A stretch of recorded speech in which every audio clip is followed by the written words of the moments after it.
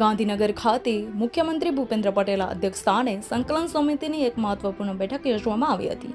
આ બેઠકમાં રાજ્યના તમામ વિભાગોના વડાઓ તેમજ સેનાની ત્રણેય પાંખોના વરિષ્ઠ અધિકારીઓએ ભાગ લીધો હતો। મુખ્યમંત્રીએ રાજ્યના નાગરિકો વતી સેનાની ત્રણેય પાંખોનો આભાર વ્યક્ત કર્યો હતો અને સેનાને કોઈપણ પ્રકારની મુશ્કેલી ન પડે તે માટે રાજ્ય સરકારના તમામ વિભાગો સાથે સંકલન કરવામાં આવ્યું હોવાનું જણાવ્યું હતું। બેઠકમાં કોઈપણ પ્રકારની જરૂરિયાત અંગે વિસ્તૃત ચર્ચા કરવામાં આવી હતી।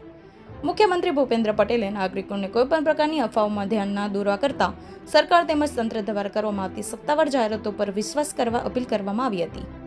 પૂર્વ તૈયારીઓ પૂર્ણ કરી લેવામાં હોવાથી નાગરિકોને કોઈપણ પ્રકારનો ભય ન રાખવા તાકીદ કરવામાં આવી હતી।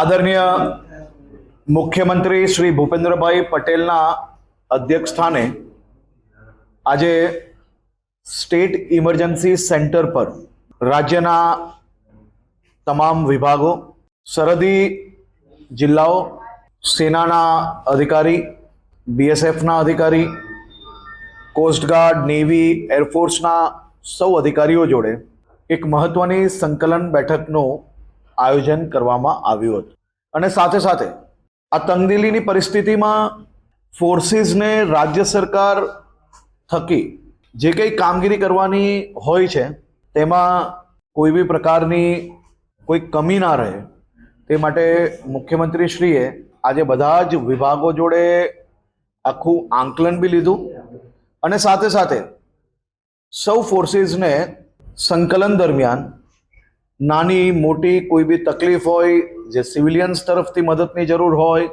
આ બધી જ વાતોની ચર્ચા આ બેઠકની અંદર કરવામાં આવી છે। ખાસ કરીને ગુજરાતના આ સરહદી જિલ્લાઓમાં ડિસ્ટ્રિક્ટ એડમિનિસ્ટ્રેશને ખૂબ સારી રીતે તૈયારીઓ, પૂર્વ તૈયારીઓ આપણે કહી શકીએ તેમ કરી છે અને સિવિલિયન્સ કોઈ બી પ્રકારે કોઈ બી અફવાઓથી ડરવાની જરૂર નથી।